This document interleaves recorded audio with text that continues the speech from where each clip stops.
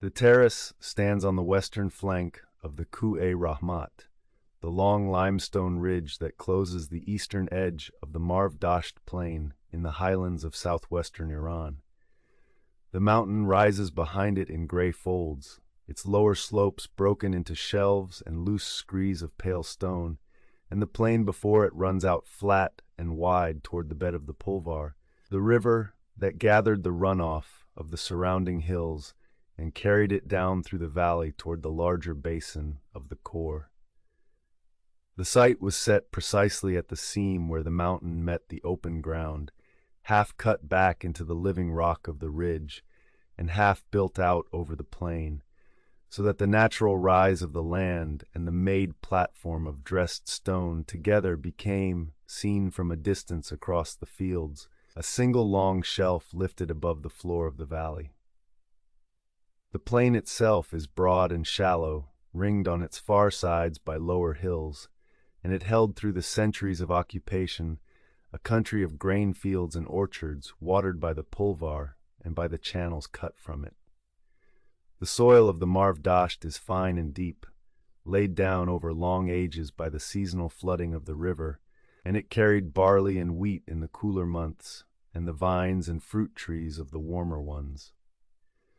The valley sat on the natural road between the lowlands of Susa to the west and the high plateau of the Persian heartland to the east,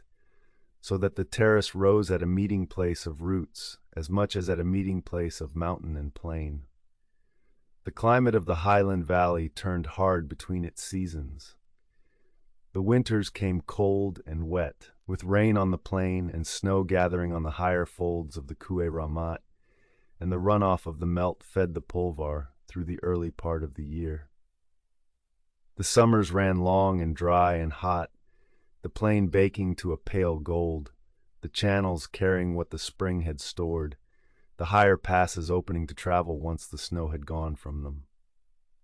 Between the wet cold and the dry heat lay a short spring of green across the plain and a brief autumn of harvest and falling leaf, and the rhythm of the valley followed this turning closely.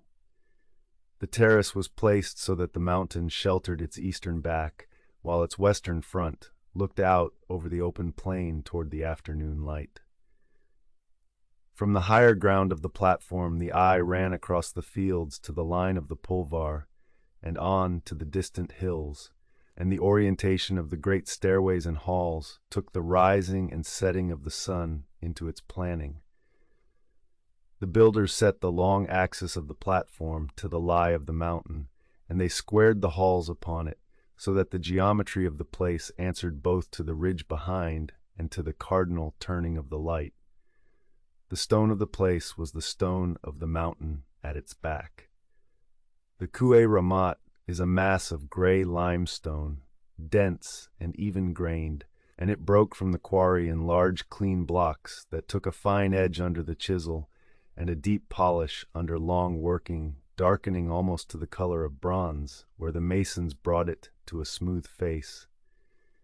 The same stone carried the carved processions, and the framed doorways and the bases of the columns, and it lay close enough to the platform that the hall from quarry to wall was short, a matter of the lower slope of the ridge rather than of any long road. The water of the valley came from the Pulvar and from the seasonal streams that ran off the Ku-e-Rahmat in the wet months, and the planners of the terrace cut channels and laid stone drains to carry the winter rains off the platform and away from the foundations. Beneath the paving of the great halls ran a system of rock-cut and stone-lined drains, sloped to gather the runoff of the roofs and the open courts and to lead it clear of the built ground, and these channels have been traced and walked by the excavators of the site. The same care that set the halls square to the light set the drains to the fall of the land, so that the platform shed its water as the mountain shed its own. The country around the terrace held the ordinary life of a highland farming valley alongside the ceremonial weight of the platform. The villages of the plain worked the grain and the orchards and the flocks, The herders moved their animals between the valley floor and the higher pastures of the ridge as the seasons turned, and the produce of the Kora supplied the work of the terrace and the gatherings that came to it. The plain was settled and worked for a long age before the platform rose, and for a long age after it emptied, and the terrace stood among this older and quieter country as the formal center of a working land. The valley sat high, near 1,800 meters above the distant sea, and the air of it was thin and clear, cold in the dark of the year, and bright through the long dry months. The plain had carried settlement for ages before the platform, the older mounds of earlier peoples standing among the fields, and the Achaemenid builders set their terrace within a country already long worked and long known. The Greek writers who came later gave the place the name by which it is most widely known, a name built from the people of the Persians and from their word for a city, while the builders themselves, in the inscriptions cut into the stone of the terrace, named it for the land of Persia in which it stood. The platform was begun under the king named Darius, raised further under his son and his grandson, and worked on across several reigns, so that the terrace as it stood was the labor of more than one generation, each adding its halls and its stairs to the plan laid out at the first. The shape of the place can still be read in the land itself. The fine deep soil of the Marv Dasht, the cut channels of the Pulvar, the quarried face of the Rahmat, and the worn line of the terrace against the mountain together hold the shape of a place chosen with care, set where the roots crossed and the water ran and the stone lay ready, lifted above a plain that fed it and sheltered against a ridge that gave it both its back and its building stone. The platform measures, in the long and careful survey of it, roughly 450 meters from north to south and some 300 meters from east to west, and it rises between 12 and 18 meters above the level of the plain, the height varying as the natural rock falls away beneath it. Its western and northern faces are walls of dressed gray limestone, the blocks large and squared and laid without mortar in courses that step back slightly as they rise, each block held to its neighbors by iron clamps set into channels cut for them and fixed with run lead. The masons fitted the stones so close that the joints read as fine gray lines across the face, and the retaining walls have held their line across the long centuries since the working of the terrace ended. The way up to the platform was a single great stairway on the northwestern front, a pair of flights rising in shallow steps, broad and low enough that the climb was gentle, turning back on themselves to meet at the level of the terrace. The steps were cut so low that a horse could be ridden up them, and a procession could climb them without breaking its order, and the gentleness of the rise was itself a part of the planning, drawing the approach slowly upward toward the gate that stood at the head of the stair. At the head of the stairway stood the gate that the building inscription names the Gate of All Lands, a square hall of 4 tall columns within walls of stone, its outer and inner doorways flanked by great carved figures of human-headed winged bulls in the manner long established in the older empires of Mesopotamia to the west. The hall opened the whole complex, and from it the processional ways ran inward toward the audience hall and the throne hall, so that every approach to the heart of the terrace passed first beneath the carved of bulls and through the framed doorways of the gate. The largest of the audience buildings was the hall that the inscriptions named the Apadana, a great square hall whose roof was carried on 36 columns, set in a grid of 6 by 6, each column more than 19 meters tall, slender in proportion to their height, rising from bell-shaped and fluted bases through long fluted shafts to capitals of carved stone. The hall was open in plan, its roof of cedar and other timbers spread across the wide grid of columns, and it was raised on its own low platform within the terrace, and reached by 2 further stairways on its northern and eastern sides, the faces of which carry the long carved processions for which the site is most widely known. Around three sides of the central hall ran porticos of further columns,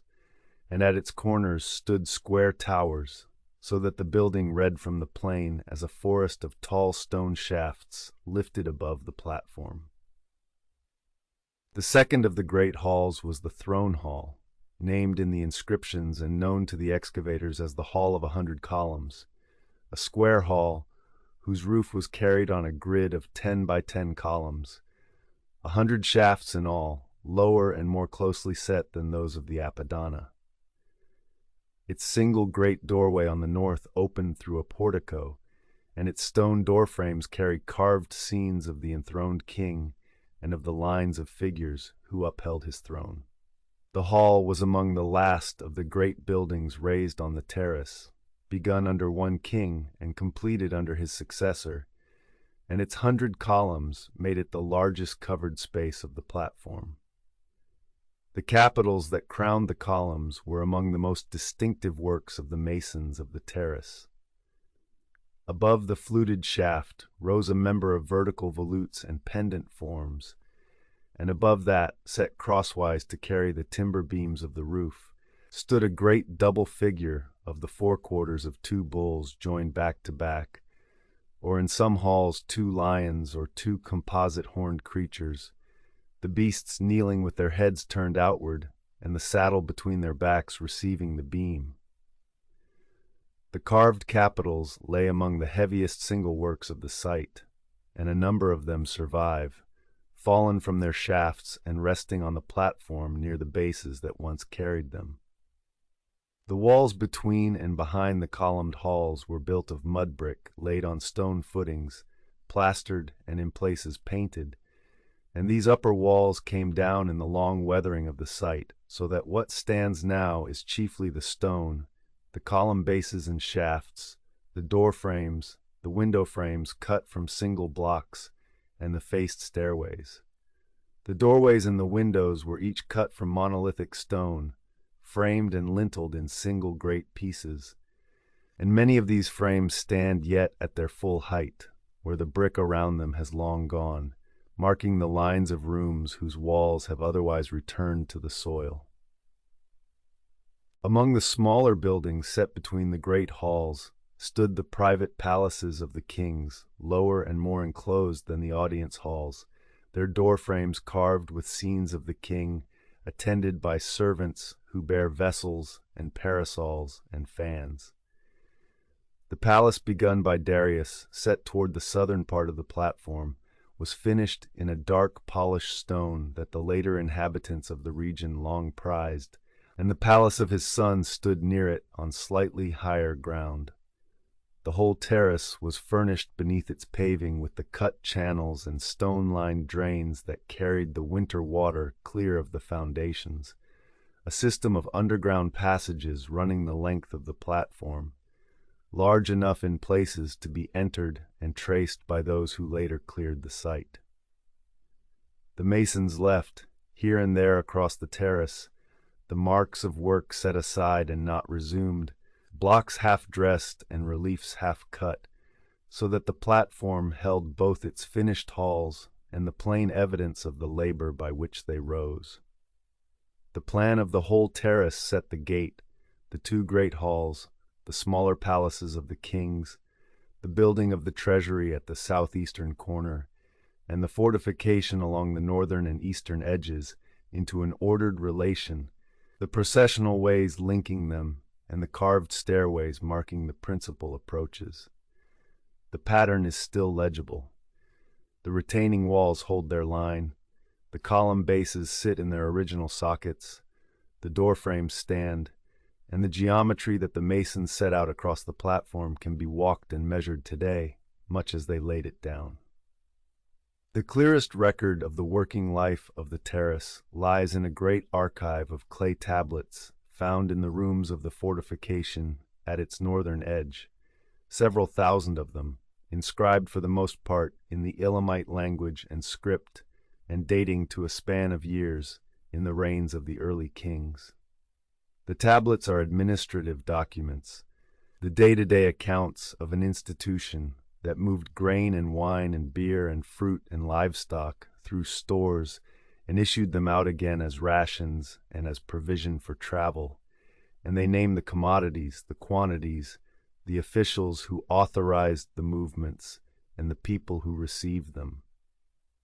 From these small baked records, set down at the time and for no purpose beyond the running of the stores, the ordinary morning of the place can be read more closely than from any later account.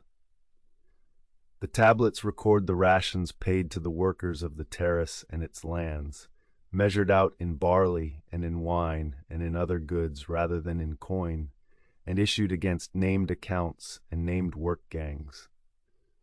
They name stoneworkers and woodworkers and goldsmiths and makers of reliefs and ordinary laborers,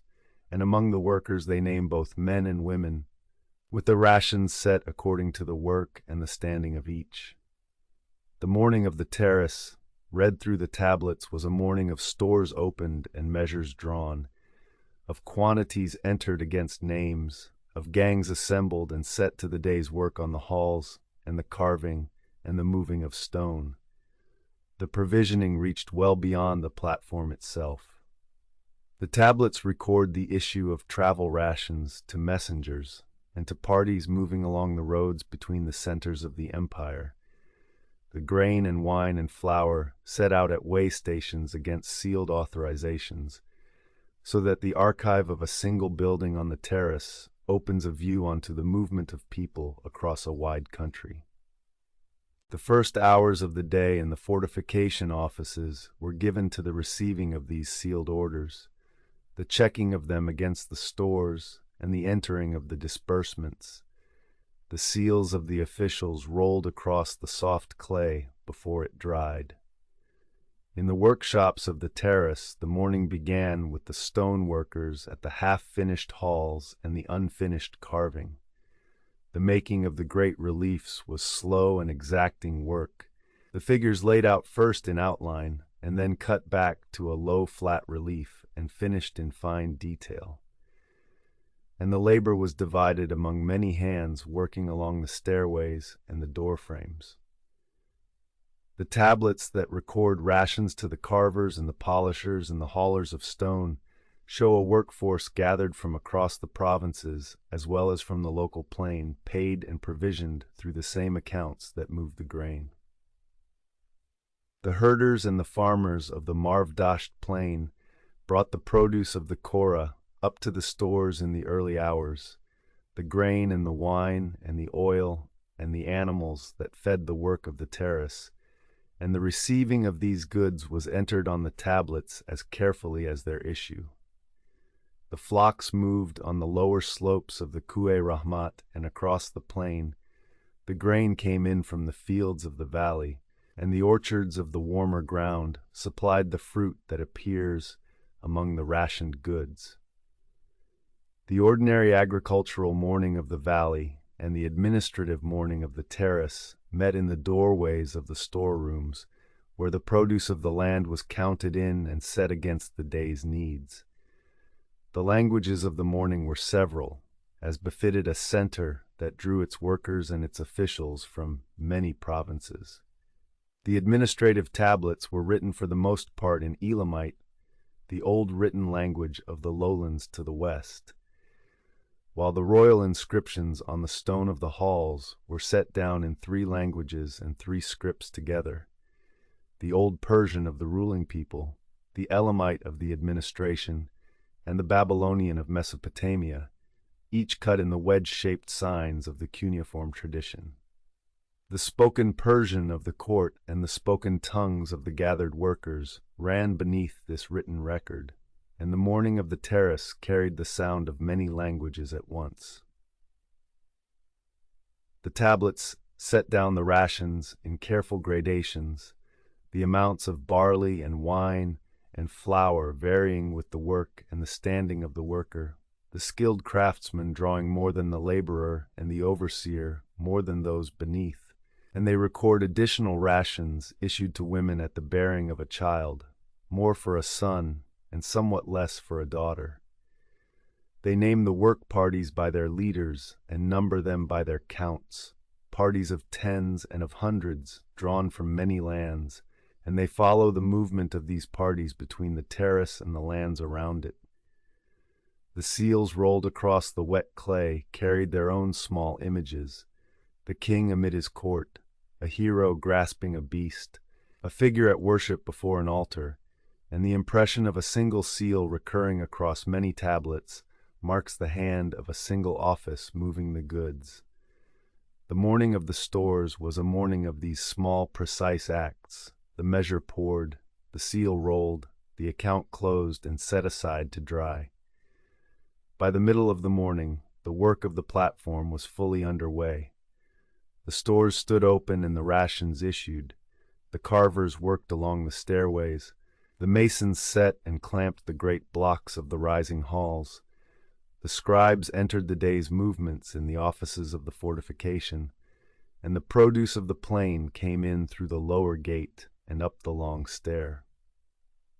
The terrace at its morning rhythm was a working place of many hands and many tongues, ordered through the patient accounting of the tablets, and the rhythm held through the strengthening heat of the day until the long evening unwound it. The first material of the terrace was the gray limestone of the Rahmat itself, quarried from the ridge at the platform's back, and carried the short distance down to the walls and the halls.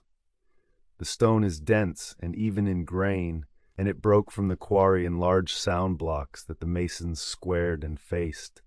and for the finest surfaces, brought to a deep polish that darkened the gray almost to the look of dark bronze or of black. The retaining walls, the column shafts and bases and capitals, the monolithic door frames and window frames, and the carved stairways were all of this single local stone, so that the built terrace and the mountain behind it were of one substance, the platform a worked extension of the ridge that gave it both its footing and its facing. The masons of the terrace worked the limestone with iron tools, the chisel and the point and the drill, and they finished the great blocks to fine flat faces and laid them dry, without bedding mortar, holding course to course with clamps of iron set into cut channels and fixed with molten lead poured around them. The clamps and the lead have for the most part been robbed from the joints in the long ages since, leaving the swallowtail channels empty in the stone. But the precision of the original fitting still shows in the close gray lines of the joints and in the level run of the courses across the faces of the platform. The timber of the terrace was carried from far beyond the valley. The roofs of the great halls were spread on beams of cedar and of other strong woods, and the building inscription of one of the king's records, in its account of the gathering of materials, that the cedar was brought from the mountains of Lebanon to the west, and other timbers from the ranges of the north and east. The long beams that the double-beast capitals were shaped to carry have not survived the burning and the weathering of the halls, but the spans they crossed can be read from the spacing of the columns, and the reach of the supply that brought them can be read from the inscription that names their distant sources. The metals and the fine materials of the terrace were gathered by the same inscription from across the breadth of the empire. The account names gold brought from one province and another, silver and a dark wood, ivory from the regions of the south, colored stone and the materials of inlay and ornament from many lands, and craftsmen of many peoples set to work them, the goldsmiths of one nation and the stonecutters and the bricklayers of others. The inscription reads as a deliberate record that the building of the terrace drew on the whole of the empire, each material named with its place of origin, so that the gathered substance of the halls stood as an account of the reach of the king who raised them. The color of the terrace, now almost wholly weathered from the exposed stone, can still be traced in protected places. Traces of pigment survive in the sheltered recesses of some of the carved reliefs, blues and reds and other colors, and traces of thin gold leaf survive on details of the carving, so that the long processions of figures along the stairways once carried color across their robes and across the objects they bore, and metal caught the light at the borders and the ornaments. The polished gray of the stone was the ground, and upon it the carvers and the painters and the gilders laid a surface of color and bright metal that the centuries have since stripped back to the bare worked limestone. The mud brick of the terrace, used for the walls between and behind the stone halls, and for the upper structures, was made from the clay of the plain, mixed with straw and formed in molds and dried in the sun, the ordinary building material of the highland and the lowland alike. The brick walls were plastered and in places painted, and where the final burning of the halls baked the brick and the plaster rather than consuming them, fragments of the plastered and colored surfaces have come down to the excavators. The brick has for the most part returned to the soil of the platform, leaving the stone standing alone, but the lines of the vanished brick walls can be read in the stone footings and the standing door frames that the brick once joined. Beneath the corners of the audience hall, the builders set, in cut stone boxes, plaques of gold and of silver inscribed with the words of the king, naming the lands of the empire he held and the bounds it reached, and beside them coins of distant minting, the whole sealed into the foundation as a record laid down for no living eye. The gold and the silver of these plaques were of the same metals, the building accounts record gathered from the provinces, worked here into a buried text rather than into ornament. The quarries on the ridge carried the marks of the work that opened them. The channels cut to free the blocks, the wedge holes by which the stone was parted, the half-detached masses left where the working stopped, and these marks remain in the rock above the terrace as plainly as the dressed blocks remain in its walls. The substance of the place can be followed from the living rock of the ridge through the quarry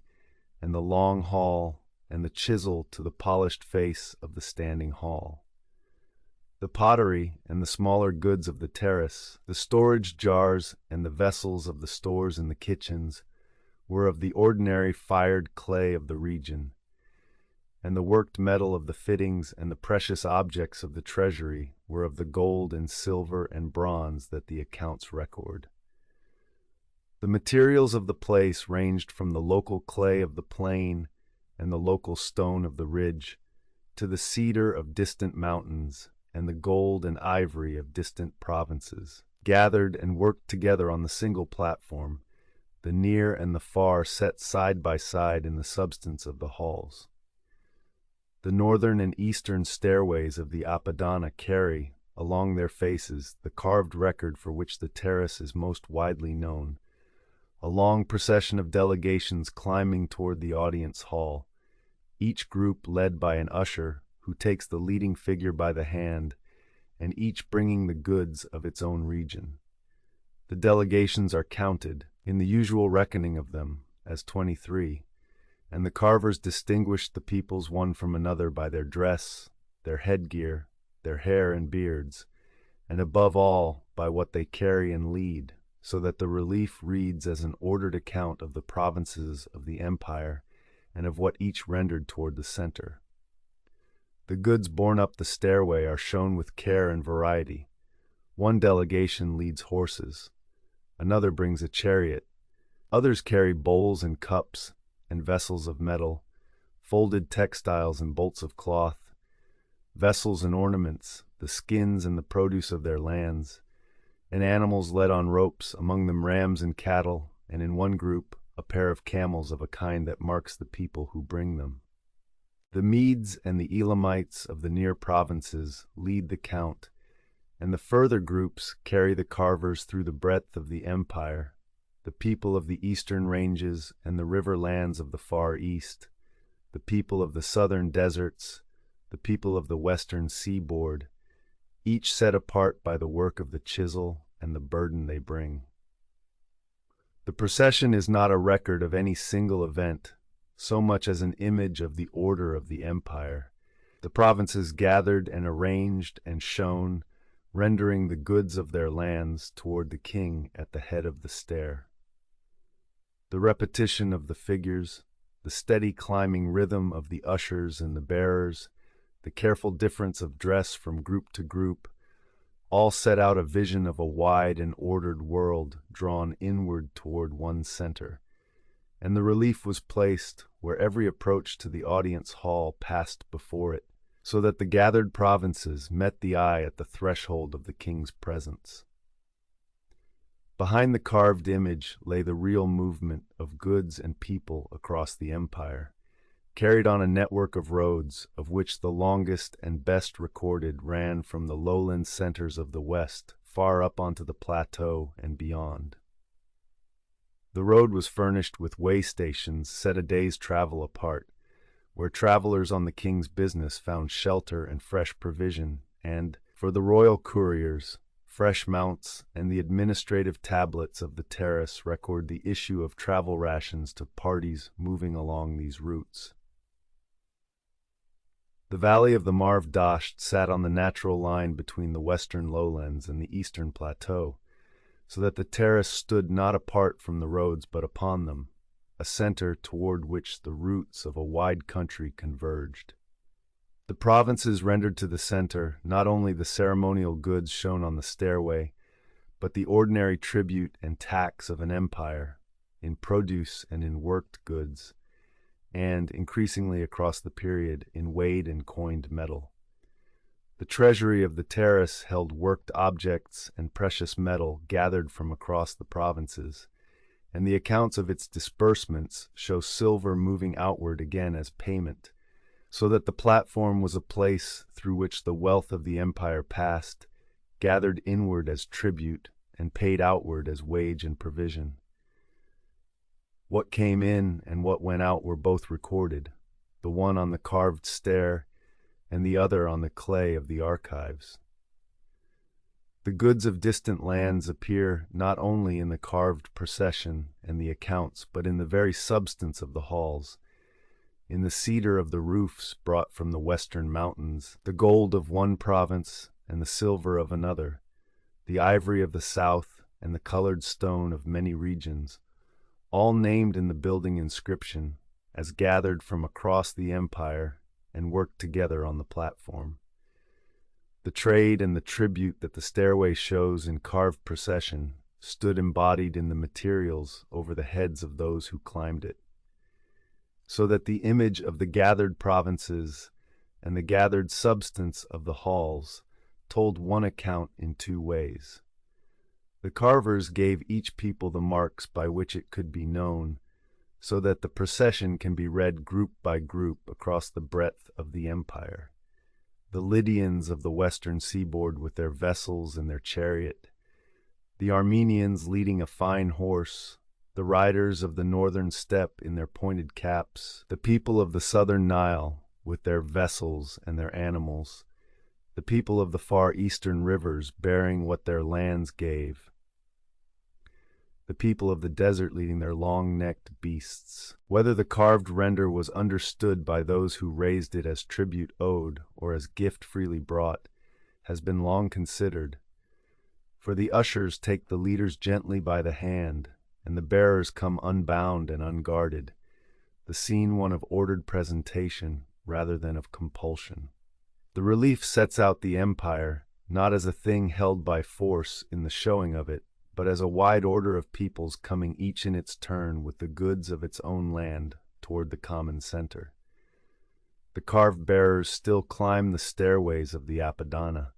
their burdens still legible after the long burial that protected the lower courses of the relief. The horses still led, the bowls still carried, the folded cloth still held across the arms of the figures. The procession that set out the order of a wide empire and the goods that moved across it remains the clearest single image the terrace holds, an account in stone of what came inward toward the platform from the far edges of the land, carried up the gentle steps toward the hall at the head of the stair. A second great archive of clay tablets came from the building at the southeastern corner of the terrace that the excavators named the Treasury, and these tablets, fewer than those of the fortification and somewhat later in date, record the payments made from the stored wealth of the building to the workers of the terrace over a span of decades. Where the fortification tablets show grain and wine moving as rations, the treasury tablets show silver moving as wage. And together the two archives open the working life of the place across the morning of provisioning and the evening of payment and storage, the same hands appearing in both. The treasury itself was a large building of many rooms,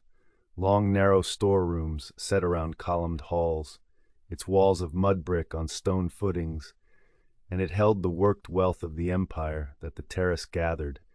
the vessels and the ornaments and the weapons and the textiles and the precious metal rendered as tribute or made in the workshops.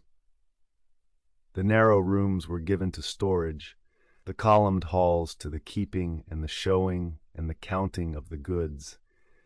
and the whole building was set apart at the sheltered corner of the platform behind its own walls, the most closely held of the structures of the terrace. The treasury tablets record the issue of silver in payment to craftsmen, the wage set against the work done, and the name of the worker, and they show, across the years they cover, a gradual movement from payment wholly in goods toward payment partly in weighed silver, the metal measured out by weight against the labor. The records name the same trades that the fortification archive names,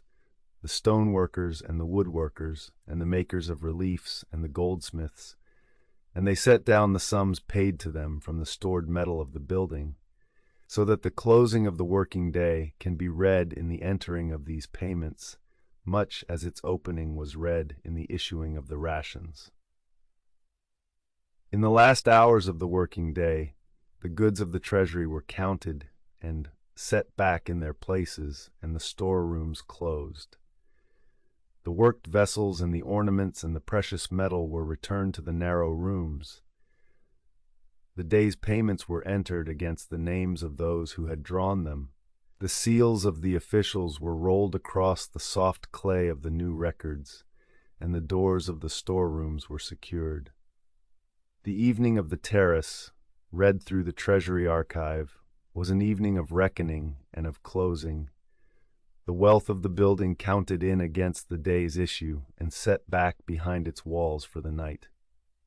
The workers who had drawn their silver and their rations went down from the platform in the failing light toward the villages of the plain and the quarters where they lodged. The gangs that had worked the stone and the carving and the hauling,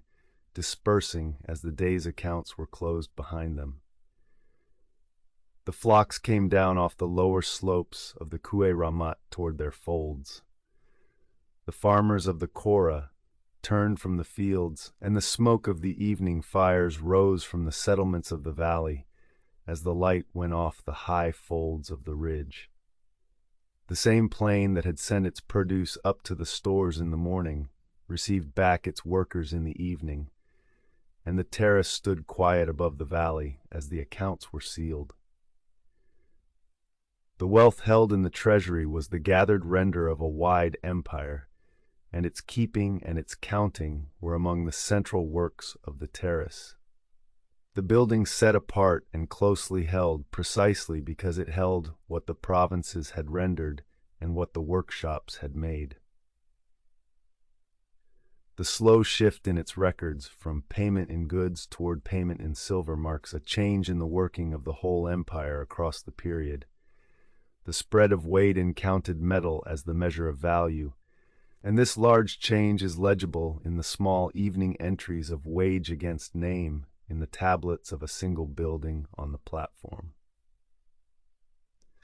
Among the workers named in the treasury accounts are parties drawn from far lands set to the finishing of the halls, the carvers and the polishers and the layers of stone,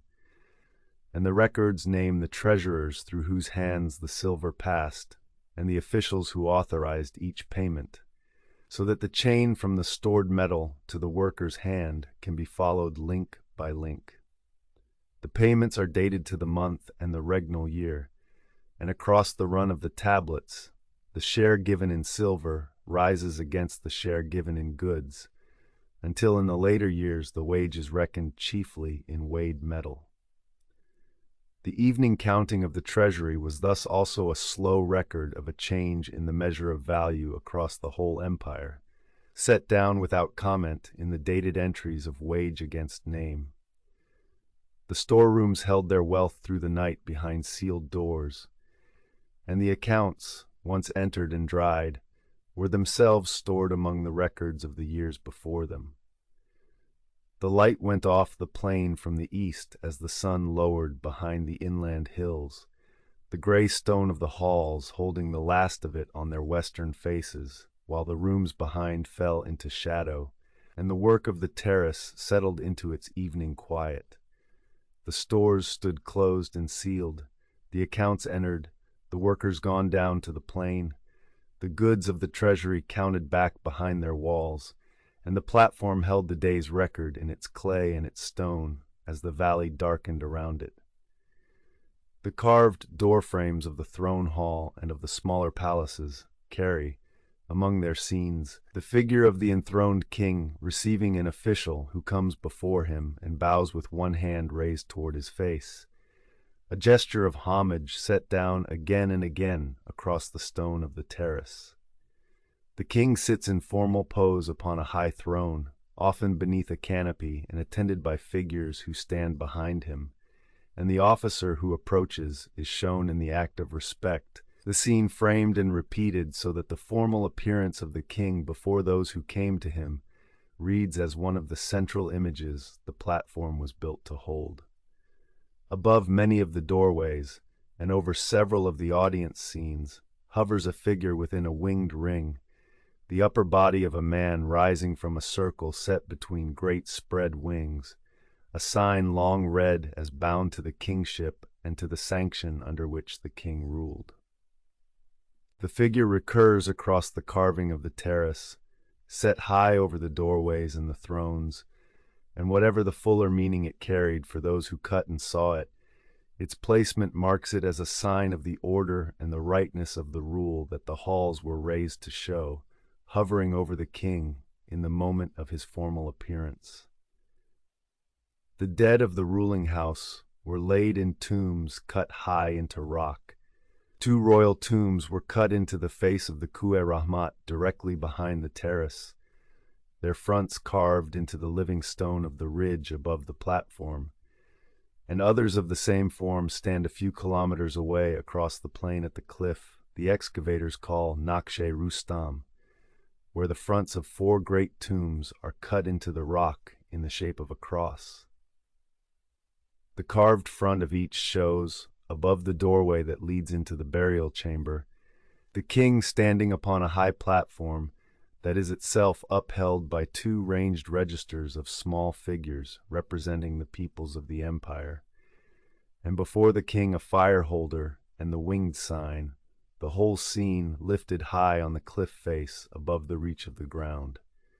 The image on the tomb fronts repeats, in the setting of death, the order set out on the stairways of the Apadana, the king upheld by the gathered peoples of his empire, the provinces ranged in their distinct dress to bear up the platform on which he stands. The same vision of a wide and ordered world drawn together beneath one rule that climbs the audience stair in carved procession is cut again on the cliff above the burial chambers, so that the rendering of the provinces served both the showing of the living king in his hall and the showing of the dead king on his rock-cut tomb. The fire holder before the king on the tomb fronts, and the gestures of homage and the formal poses of the carved scenes point to a religious order in which fire and the formal appearance of the king before his people held a central place,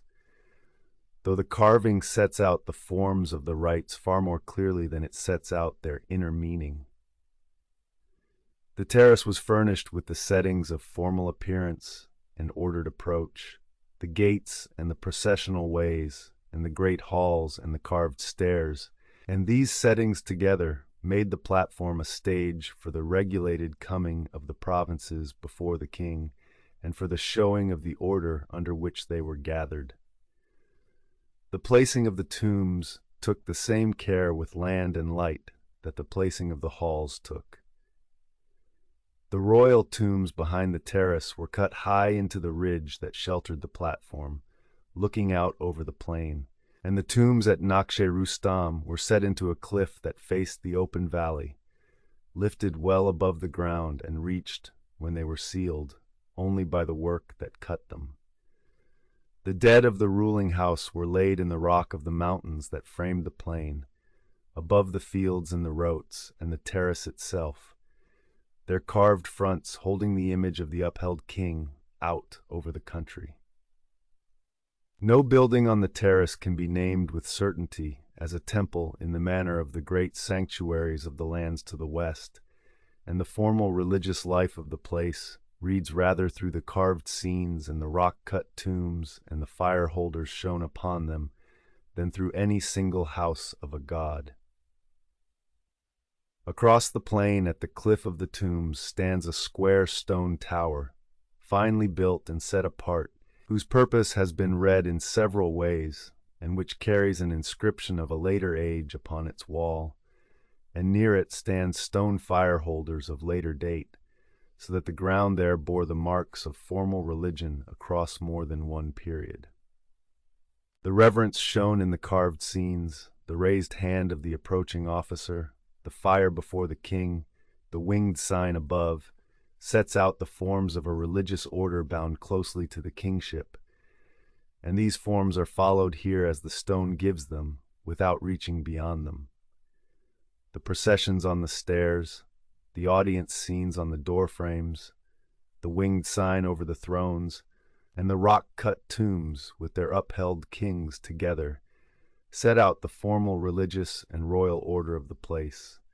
an order of gathering and homage and rightful rule shown in stone across the platform and the cliffs around it. The terrace was a place made for the ordered appearance of the king before the gathered provinces, and the same vision of that order was carried from the audience stair to the burial rock, the living hall and the place of the dead holding between them one steady image of a world drawn together beneath one rule. The terrace was not the seat of a dense year-round city, but a ceremonial center, used at intervals and most fully alive when the gatherings came to it, and the long settlement of the valley lay rather in the villages of the plain than on the platform itself. The plain held its farming year-round, the grain and the orchards and the flocks of the Marv-Dasht working through the turning seasons, while the platform stood for much of the year quiet above them, its stores kept and its fabric maintained, waiting on the times when the provinces came up the long stair. The gathering of the delegations has long been read as a thing of the spring, when the plain greened after the winter rains and the snow went off the higher passes of the surrounding ranges, and the long roads of the empire opened to travel. The spring was the season when the provinces could send their representatives across great distances to the foot of the stairs, the rivers passable and the high country clear, the plain at its greenest and its most able to feed a gathering, and the carved procession of bearers climbing the Apadana stair reads naturally as the work of such a season, the years coming together of a wide empire at its center. The winters of the Marv-Dasht came cold and wet, with rain across the plain and snow on the folds of the Ku-e-Rahmat and the higher ranges, and the runoff of the rain and the melt fed the pulvar and filled the channels and cisterns against the dry months to come. The drains beneath the platform carried the winter rains off the halls and the courts. The fields of the plain took the water into the deep soil, and the high passes closed with snow, so that the long-distance travel of the empire slowed through the cold months. The winter was the season of storing and of waiting, the water gathered, the grain held, the roads quiet. The summers ran long and dry and hot, the plain baking to a pale gold under a steady sun, the green of the spring burning back,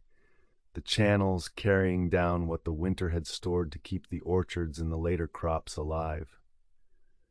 The passes lay open through the dry months, and the roads ran clear, but the heat lay heavy on the plain, and the water grew precious, drawn down from the pulvar and spread through the cut channels across the fields. The herders moved their flocks up toward the higher and cooler pastures of the ridge as the low ground dried, following the grass as it withdrew up the slopes and brought them down again as the autumn turned. The autumn brought the harvest and the vintage and the gathering of the fruit, the grain cut and threshed on the floors of the plain, the grapes and the figs and the other fruit of the orchards taken in, the produce moving up to the stores of the terrace as the fortification tablets record it coming in.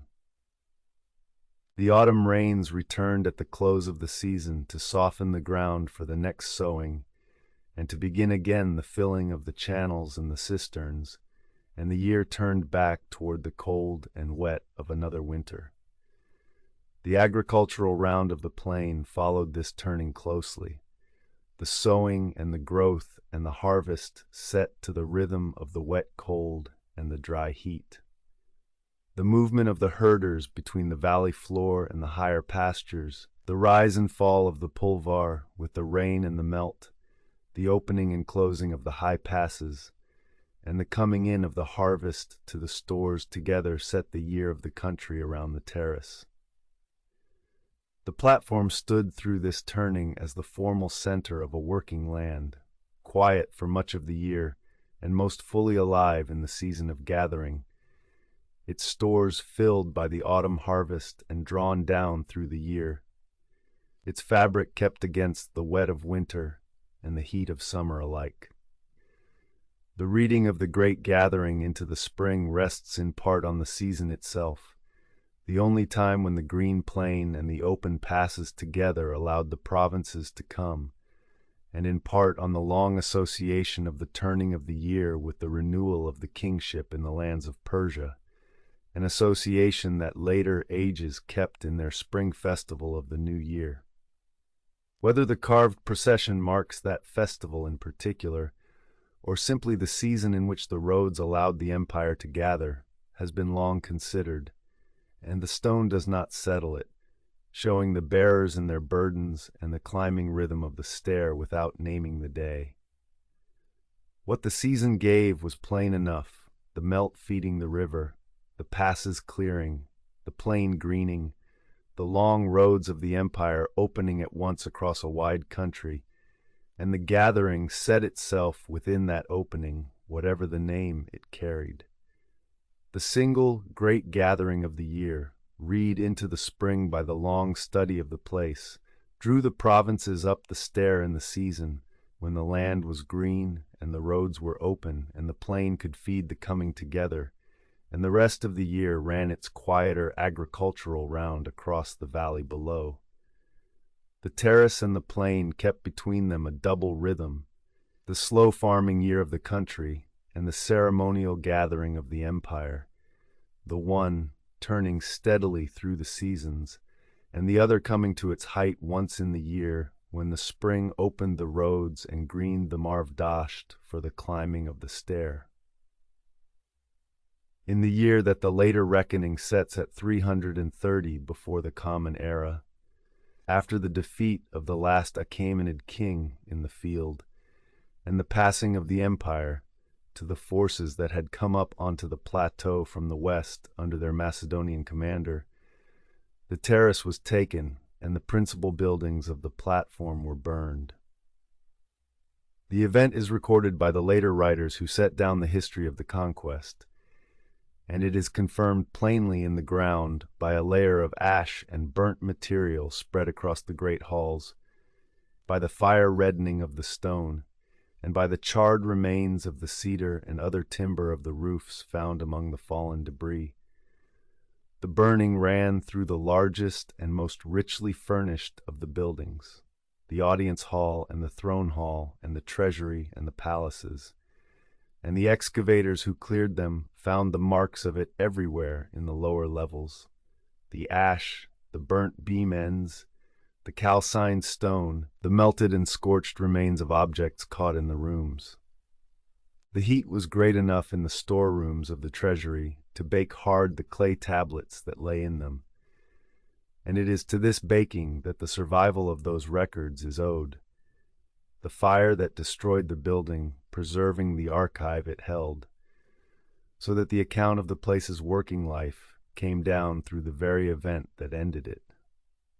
The upper walls of mud brick and the timber that had carried the roofs came down in the burning and the long weathering that followed,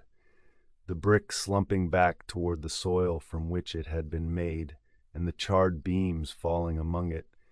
so that the stone columns and frames were left standing amid a spread of fallen and burnt debris. The carved capitals came off their shafts and rested where they came down.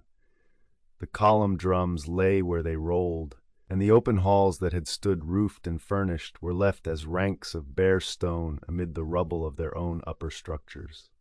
After the burning, the platform was no longer used as a working ceremonial center.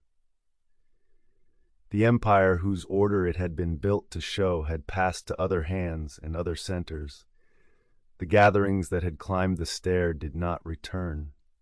and the terrace stood thereafter as a great ruin above the plain, rather than as the living stage it had been. The country of the Marv Dasht went on, the villages working the grain and the orchards as before, the plain holding its settlements through the centuries that followed, but the platform above it was given over to the slow processes of weathering and burial.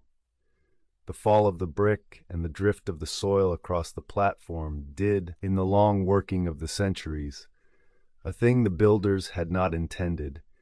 covering and so protecting the lower courses of the carving.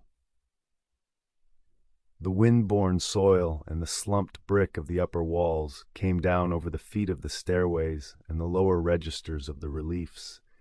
burying the carved processions deep enough that the patient detail of them was sheltered from the weather and from the hands of those who passed, so that what was buried earliest was preserved best, and the long burial that marked the end of the terrace's use kept safe the record of its height. The decline of the place was not a single sudden ending so much as a burning followed by a long quiet. The fire of the conquest ended the working life of the platform in a season, but the slow emptying that followed ran across centuries, the brick returning to soil, the timber gone, the metal robbed from the joints of the stone, the carved halls settling under the drift of the plain, until only the tallest of the columns and frames stood clear above the buried lower courses. The terrace was no longer occupied as a center, and the country went on around it, and the platform held its burnt and buried record above the working plain. The later writers who told of the burning differed in the telling of it, some setting it down as a thing done in deliberate answer to old wrongs, and some as the work of a single night of feasting let run beyond its bounds, and the ground confirms the fire and its reach without settling the manner of its setting. The burning lay most heavily on the great ceremonial halls and the treasury, while parts of the wider site carried on in some use for a time after, and the region around remained a seat of local power, with a line of later rulers minting their own coin and raising their own works in the shadow of the older terrace. The platform, as the ceremonial center of a living empire, ended with the fire, but the place did not empty all at once, the country holding its settlement and its memory of the terrace through the ages that followed, and the great ruin standing as a mark on the plain long after the order it had shown was gone. What remained after the burning and the long burial was the stone, the dense gray limestone of the Ku'e Rahmat that the fire had reddened but not consumed, standing in its columns and its frames and its faced walls above the spread of fallen brick, and beneath the drift of the soil the carved lower courses and the baked clay of the treasury archive, kept by the burial that the end of the place had brought. The records did not survive in their writing rooms by any care taken for them, but in the baked clay that the fire had hardened and the soil had covered, and the ground held what the burning and the centuries had otherwise carried away. The platform still stands on the western flank of the Kuhe Ramat, above the Marvdasht plain, its great retaining walls of dressed gray limestone, holding their line along the western and northern fronts, much as the masons laid them. The long double stairway still climbing gently to the level of the terrace. A number of the tall columns of the audience hall and of the throne hall stand yet upon their bases, slender shafts lifted high above the platform, and around them the monolithic door frames and window frames stand at their full height where the mud brick that once joined them has long since returned to the soil, marking out the lines of vanished rooms across the open terrace. The carved stairways of the Apadana, buried earliest under the fall of the brick and the drift of the plain, came down to the modern clearing with their long processions of delegations still legible, the bearers still climbing toward the head of the stair, the horses still led, and the bowls and the folded cloth still carried, the difference of dress from people to people still plain in the worn stone. The fallen capitals lie where they came down beside the bases that still carry the standing shafts, the great double beasts resting on the platform, and the framed doorways carry yet the scenes of the enthroned king and the hovering winged sign that the carvers cut into them. The clearing and the recording of the terrace was the work of the earlier part of the 20th century, when the buried halls were uncovered, the spread of ash and fallen brick removed from the carved stairways and the column bases, and the plan of gates and halls and palaces and treasury traced across the platform and set down in measured survey and photograph. The thousands of clay tablets of the fortification and the treasury, baked hard by the fire that ended the place and kept under the soil that followed, were lifted from the debris and carried away for the long work of reading them, and from their small administrative entries the working life of the terrace was recovered in a detail the standing stone alone could not have given. The royal tombs cut into the ridge behind the terrace look out yet over the platform and the plain, and the 4 great cruciform tomb fronts at the cliff of Naksharustam a few kilometers across the valley stand cut into the rock above the ground. The king upheld by the ranged peoples of the empire, still legible on their faces, the fireholder and the winged sign still before him. The image of the gathered provinces that climbs the audience stair is carried still on the cliff above the burial chambers, the same order set out in stone in the place of the living king and the place of the dead, both come down through the long centuries since the burning. The plain around the terrace holds its settlements and its fields, yet the grain and the orchards of the Marvdasht worked as they were worked through all the centuries of the platform's use, and after it the pulvar running through the valley and the Kuhe Rahmat rising gray behind the terrace as it rose behind the masons who quarried it. The platform stands among this working country as it has stood since the burning,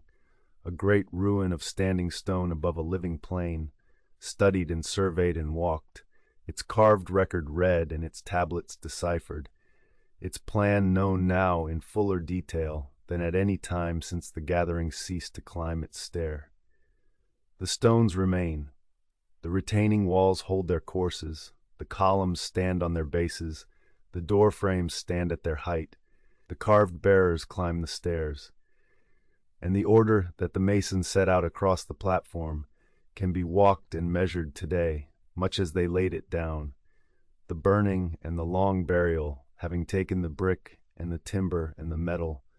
but left the worked gray limestone standing above the plain.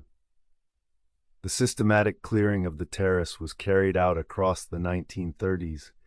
by expeditions that recorded the halls and the reliefs and lifted the buried archives, the work directed first by one scholar and then by another, and published in the long volumes that remain the principal record of the site,